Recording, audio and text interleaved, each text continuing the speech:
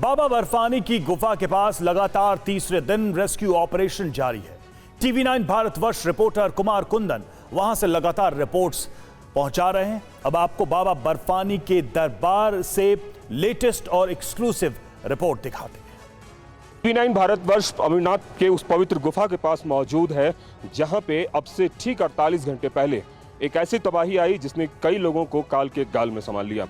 एक तरफ मैं दिखाना चाहूंगा, ऊपर सबसे पहले ये पवित्र गुफा है जिसके दर्शन के लिए देश ही नहीं बल्कि विदेश से लोग आते हैं।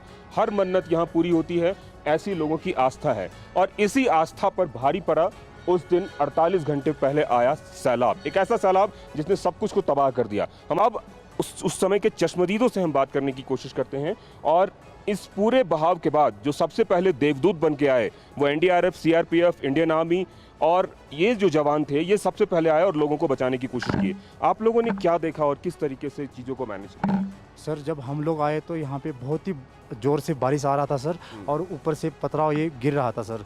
जैसे ही हमने आए और हमारे कुछ रिस्क्यूअर ने ऊपर वालों को ऊपर रोक दिया और नीचे वालों को नीचे रोकने के लिए बोला सर। जो जहाँ है उसको वहीं बोला रुको। हाँ जी सर, और हमने जो भी है लाइव विक्टिम 2 निकाले सर, और जो फंस रखे हैं यात्रियों को बहुत ही मेहनत से हमने उनको ऊपर लेके आए। किसी बुढ़ा आदमी को उठा के भी लेके आए हो सर। कितना मुश्किल था, लग रहा था कि जान बचेगी?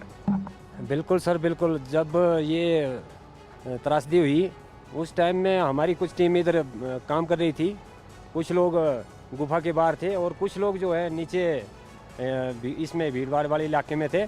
तो जैसे ही ये बारिश हुआ और क्लाउड बर्स्ट हुआ तो 13 एनडीआरएफ की जो कंपनी इधर लगी हुई थी सर, उन्होंने अनाउंस करके जो है पूरी पब्लिक को जो है आश्वासन किया और जल्दी से जल्दी रेस्क्यू किया सर। और जो लोग फंसे हुए थे उनको निकाला।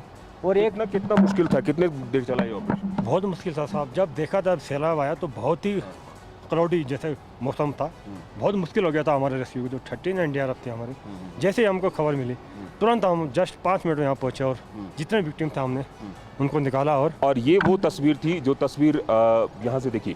पहली जो भयानक तस्वीर आई थी वो भयावह तस्वीर यहीं से दिख रही थी कि बड़ी तादाद में सैलाब जो है निकल रहा था।